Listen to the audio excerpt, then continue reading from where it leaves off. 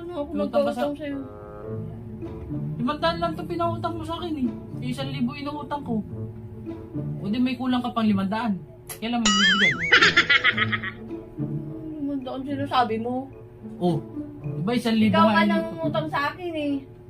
Kaya nga, umutang ako ng 1,000. Oh, 500 lang ang binigay mo. Oh, di may 500 pang nasa sayo. Parang ako may nagkautang sa'yo. Utang ko sa'yo. Ako may utang sa'yo? Yung utang ka pa sa akin 500. Ako may nagkautang eh. Ikaw nga nang utang sa akin sa dito.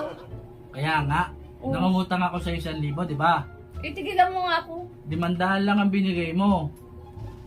Oh, di may utang ka pa sa akin 500. Parang lagi ka yatang absent sa math nung nag-aaral ka. Ano akong ganyan eh.